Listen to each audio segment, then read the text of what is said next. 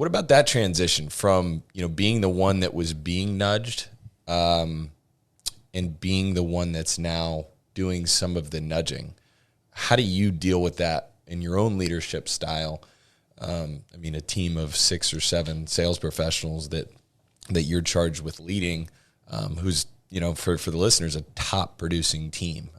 Really, really proud of the team that you recruited a lot of the guys that are here. That was a unique part of your journey too, is that you were like a recruiter. You'd be like, hey man, this is what I was doing. You should come check this out. Right. I feel like all of Bonefish Winter Garden either sat for an interview or is now working here.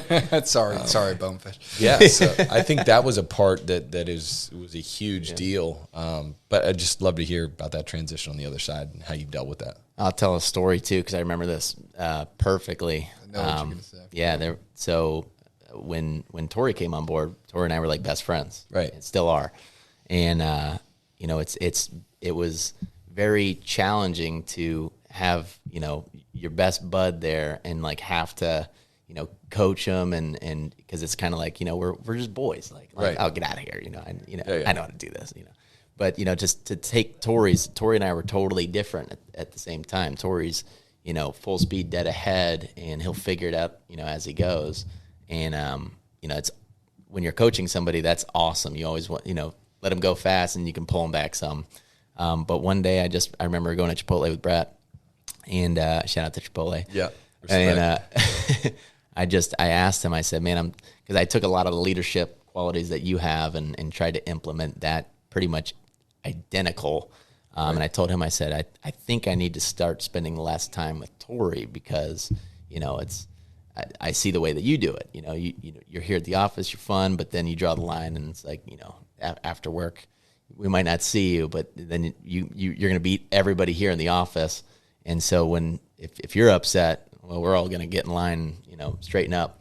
So basically I was a military dictator. Yeah. Goodness gracious. You did a good job, but it was effective. It was certainly effective. And Brett told me, he's like, man, everybody has their own leadership style. You just got to figure out your own. And I was thinking, okay, well, I don't know what my own leadership style is, but I just remember from that point on, I just was myself. I wasn't trying to pretend, to be anybody else. I wasn't trying to do it the way that you did it. I made it my own. And I think just, once that happened, the authenticity of the leadership that, I was, going through at that point and bringing people along was just, it was genuine at that point. And it was so much more better received on Torey's side. And, we just got along way better. And it was, I took that and I'm like, man, that's such good advice. So now, I'm the class clown still, I get to be myself. I get to joke around. And I can't tell you exactly what I do. I'm just kind of myself. And, everybody knows if we need to pick it up or, we all pull together and it's fun. So genuine leadership is good leadership. Yeah. It's one thing to look at mentors that you have and model what they do. But you've got to put your own personality into it, right? If they do this, if they're disciplined in this way, still be disciplined in that way. But the way that you approach it's got to be genuine to you. And I think that is an incredible story, number one, for you to be coachable and immediately implement that. Because I remember that conversation. It was tearing you up for a little bit. Because you're like, man, it's just this, I just don't know how to do this, right? Like I want to do it this way, but really what was happening was there was a pull that said, I know that this is a way that's gotten it done, but that just doesn't feel real to me. And I don't want to be a boss. I don't want to be like that entitled manager that tries to play, the boss role. And all of a sudden, it just clicked. Like, I know that clicked quick. Quick. It was almost like you took this huge pressure and all this weight and just took it off. And as soon as the weight was off, it was like, oh, okay, well, this is what it feels like. This is easy. I just got to be me, Like, me is good enough. I just so happen to be charged with the results.